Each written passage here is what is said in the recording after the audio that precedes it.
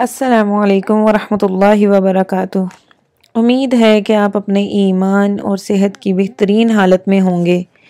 ایک بار پھر حاضر ہوں اگلی ویڈیو کے ساتھ، جس میں ہم آپ کو فقہی مسائل ان کا حل حوالہ جات کے ساتھ پرووائڈ کرتے ہیں۔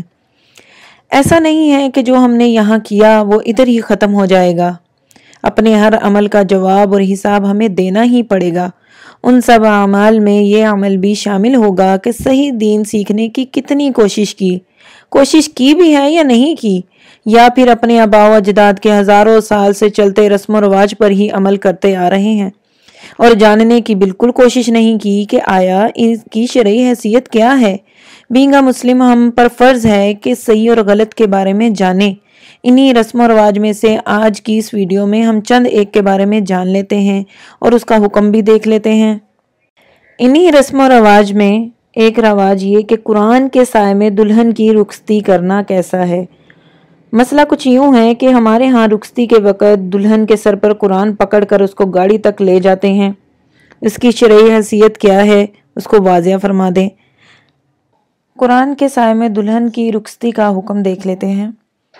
دیکھیں، شادی ایک شرعی حکم ہے جس کو سنت طریقہ پر انجام دینا چاہیے، اور سوال یہ کہ قرآن مجید سر پر اٹھانے کا طریقہ جو ہے یہ محض ایک دنیاوی رسم ہے، اس کی شرعی طور پر کوئی حیثیت نہیں ہے۔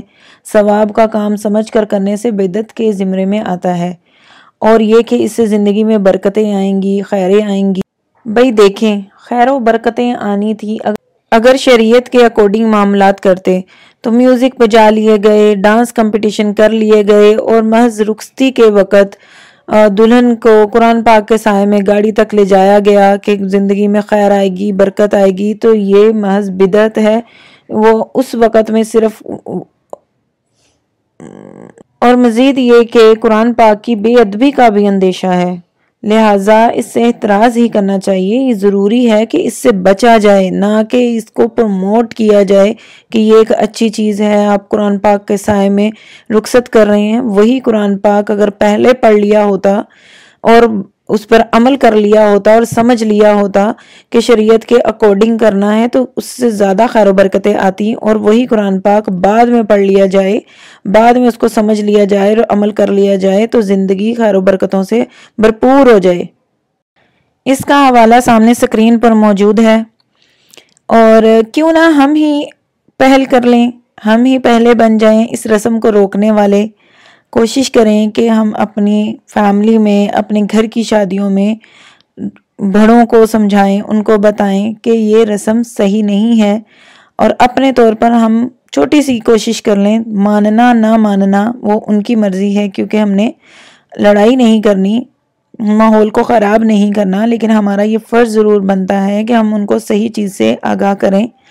اور سب سے بڑی بات یہ کہ اللہ رب العزت کے سامنے بھی ہمیں شرمندگی سے بچنا ہے کہ ہم کہہ سکیں کہ ہم بولنے والے بنے تھے، ہم نے ان کو بتایا تھا۔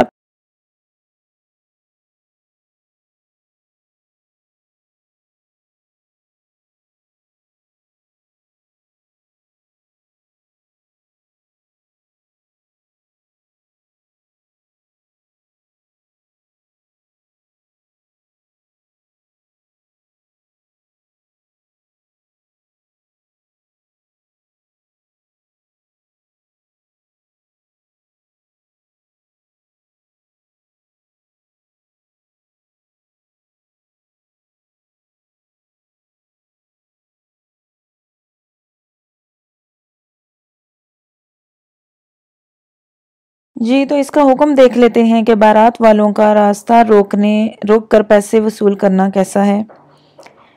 یہ عمل خلاف شرع ہے اور کئی گناہوں پر مشتمل ہے۔ چاہیے کہ علماء جو ہیں اس علاقے کے، جس علاقے میں ہوتا ہے، کم از کم اس علاقے کے علماء ترغیب و ترہیب کے ذریعے اس رواج کو ختم کرنے کی کوشش کریں۔ اس رواج کے تحت لوگوں سے پیسے وصول کرنا تو حرام ہے، اور راستہ روکنا گناہ کبیرہ ہے، لہٰذا ایسے رواجوں کو ختم کرنے کی کوشش کرنا ہر مسلمان کی اور خصوصاً علماء کی ذمہ داری ہے۔ اس کا حوالہ سامنے سکرین پر موجود ہے، اور ہمیں کوشش کرنی چاہیے کہ ہم اس طرح کی فضول قسم کی رسومات سے خود کو دور رکھیں، تاکہ دنیا کے فن کی خاطر ہم آخرت کی شرمندگی اٹھانے والے نہ بن جائیں، آخرت اپنی گنوانے والے نہ بن جائیں۔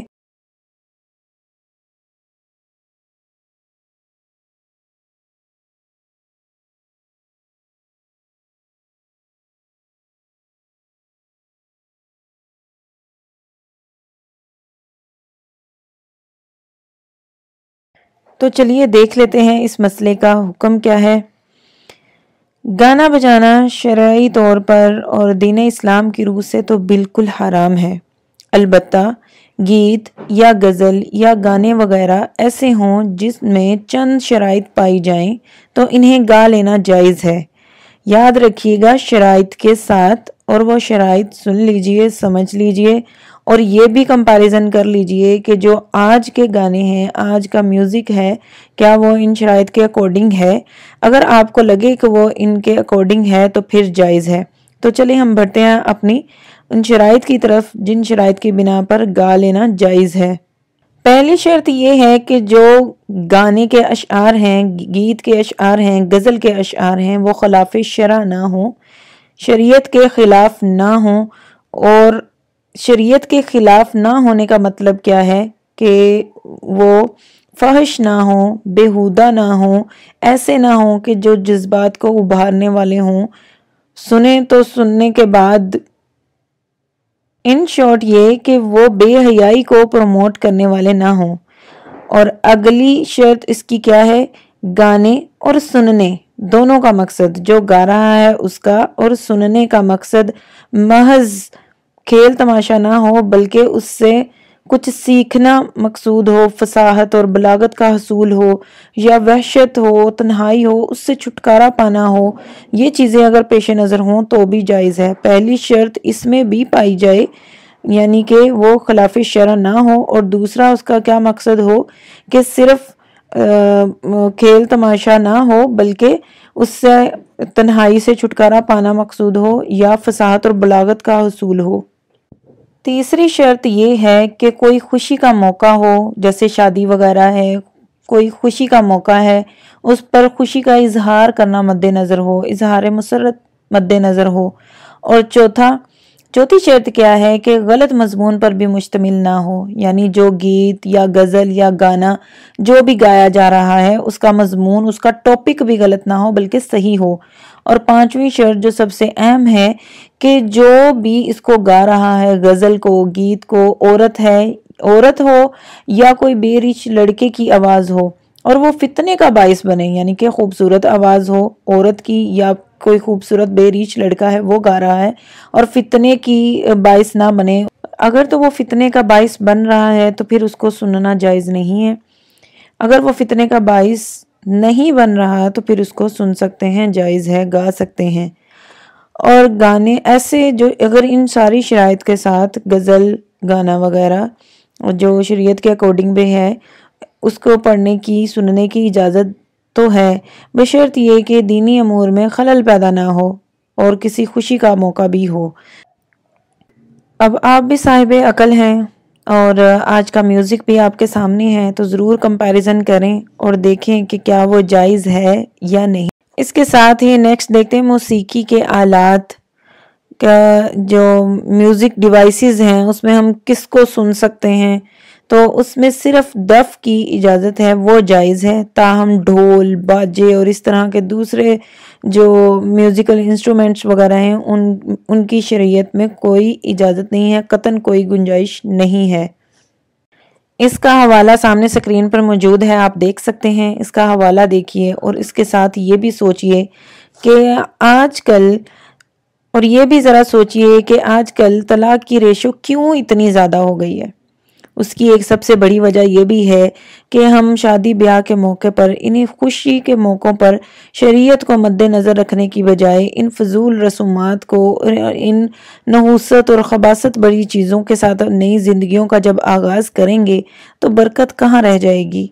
بعض نافرمانیاں ایسی ہوتی ہیں جن کا خمیازہ ساری زندگی بھگتنا پڑتا ہے، اور شادی کی رسومات شاید انہی میں سے ایک ہے کہ شادی کی رسومات ادا تو ایک ہی وقت میں ہوتی ہیں، شادی کے وقت میں ہوتی ہیں، ورنہ فرمانی، گانا بجانا، فضول رسومات، بدعت، یہ ساری چیزیں ہوتی تو ایک وقت میں ہیں، لیکن اس کا خمیازہ پوری زندگی بھگتنا پڑتا ہے۔